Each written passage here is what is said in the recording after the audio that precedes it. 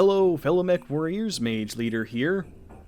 Welcome back one day after the interesting information came to me.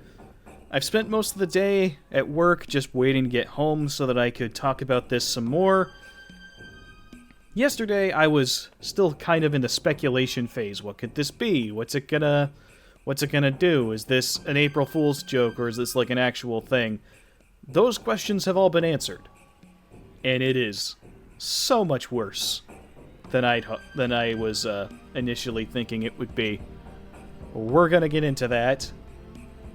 I also have some information that, it puts things in perspective a little bit. So let's not waste any more time and just dive right in. So I was sent this PDF. This is the Battletech Gothic Universe Primer.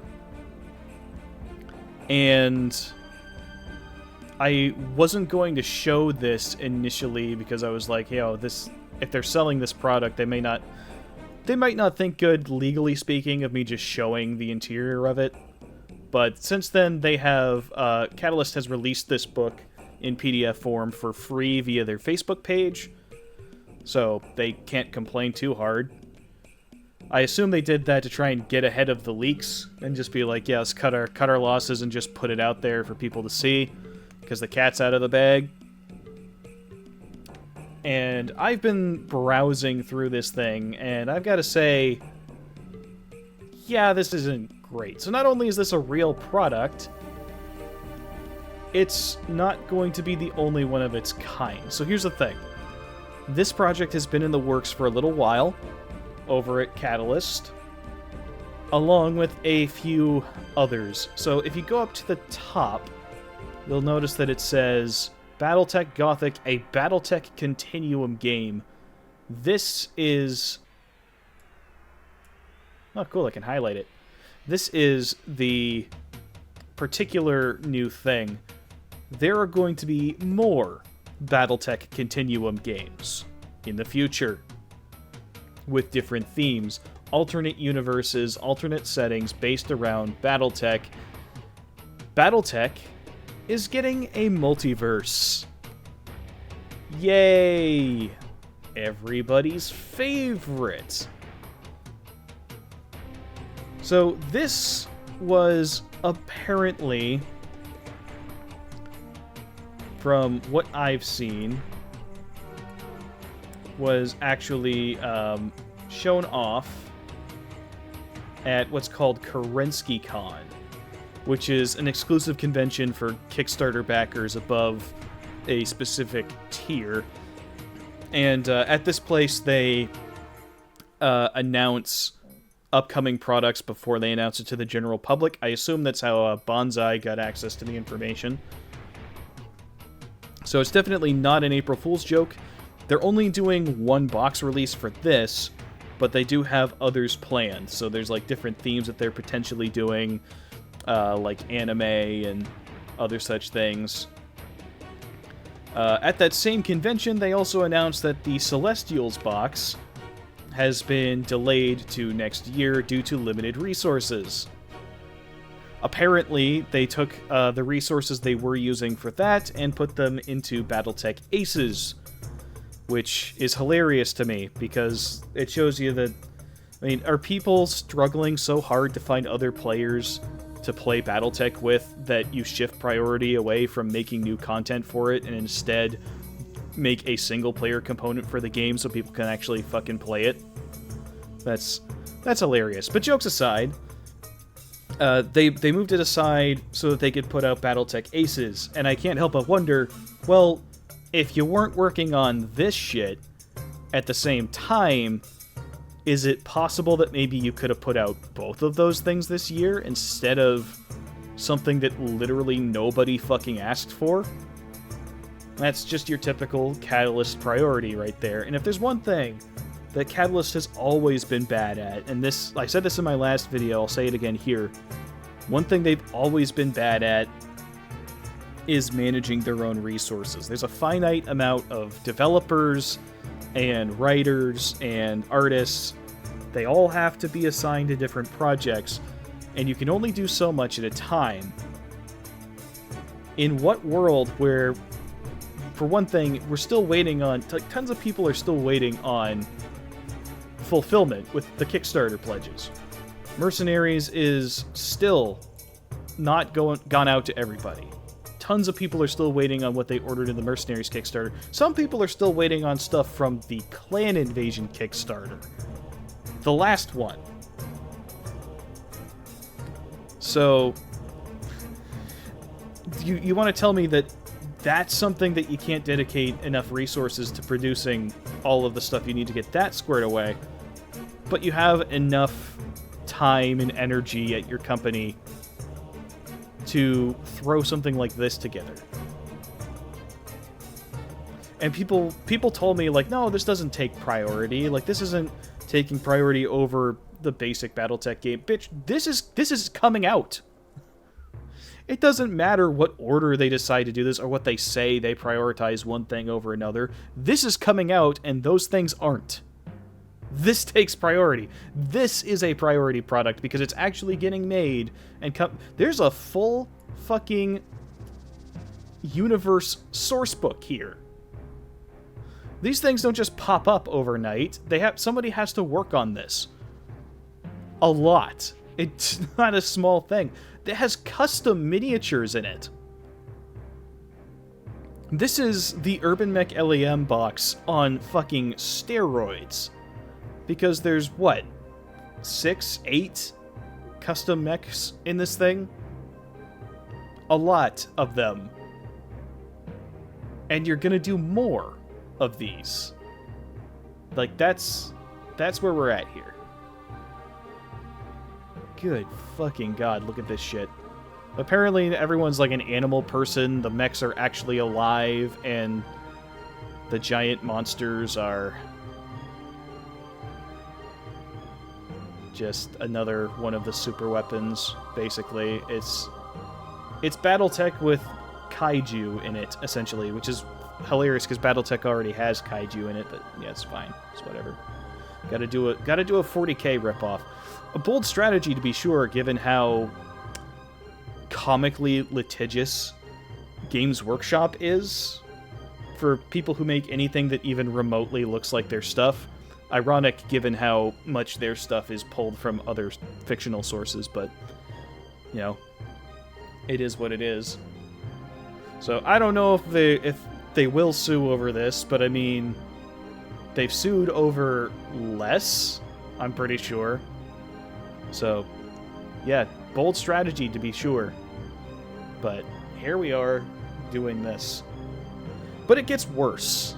It gets significantly worse. Because I have been told by somebody with some inside baseball knowledge of Battletech's past, the individual responsible for this particular dumpster fire has made a dumpster fire for Battletech before. That being the Jihad. So the guy who wrote the Jihad got fired from writing Battletech. And rightfully so, because Jihad was horrible. That's Herbert Bias? I have no idea how to pronounce that last name. Beas is the guy behind this.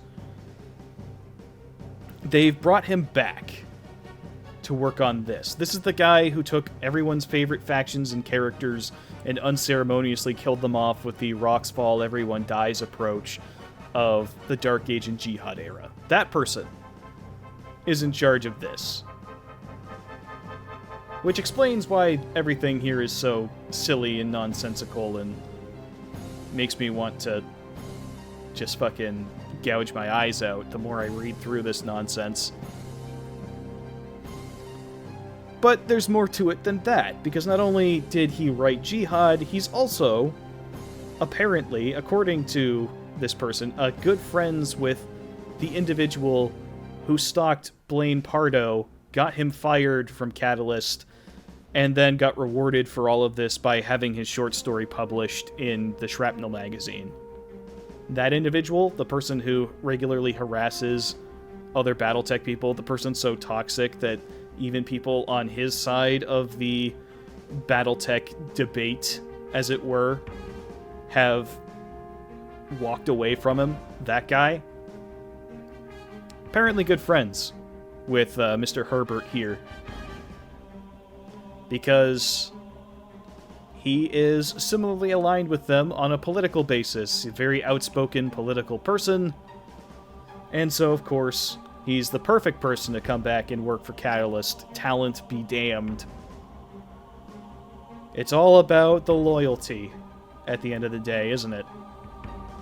So yeah, that's who you have writing this stuff. It does tie in with the rest of all of Battletech's problems. So you can find this source book for yourself on Catalyst's Facebook page, if they haven't blocked you on Facebook, which, to be fair, a lot of people have been blocked by them on social media.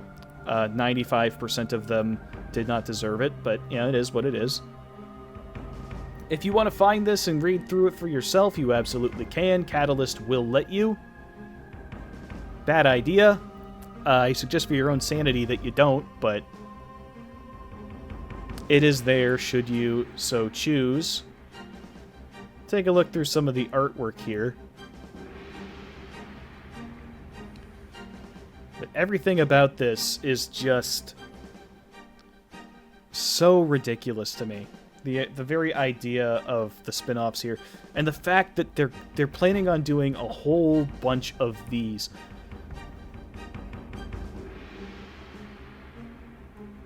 It's baffling to me that this is where the priorities are at. This type of thing is what the time and the money and the resources are spent on. We got fucking Conrad Kurz up here standing on... I couldn't figure out what this is for a while. Like, it took me a while to figure out that this is actually the top of a rifleman. I couldn't figure out where it started and where it ended. It's just... But there's that. Good God, look at this. It's... Mom, can we have 40K? No, we have 40K at home. That's what we have here. Oh my fucking God, this is so bad.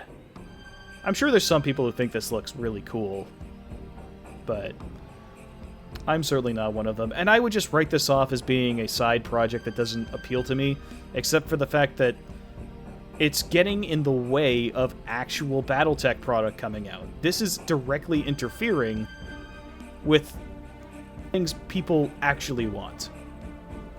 Catalyst doesn't have the resources to make all of this stuff concurrently. Some of their projects have had to be delayed, and for fuck's sake, again, people are still waiting on their goddamn Kickstarters. And seeing this shit come out. What are you guys doing? Genuinely, like, what is going on over there? We're past the point of everyone snorting cocaine. There's got to be something genuinely wrong. I mean, what kind of headspace do you have to be in to put an Atlas in a party hat and make it official product? I know it's supposed to be like religious iconography, but I can't unsee that this Atlas is just on his way to a birthday party. It's just... What the fuck?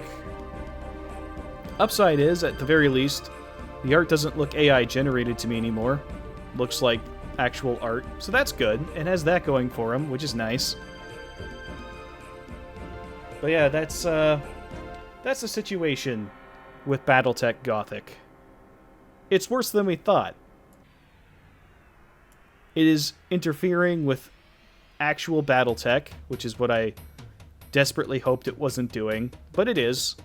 More so than we thought. It's being written by the person behind Jihad, one of the worst things to ever happen to Battletech, and generally just not a very nice person, according to those who I've spoken with.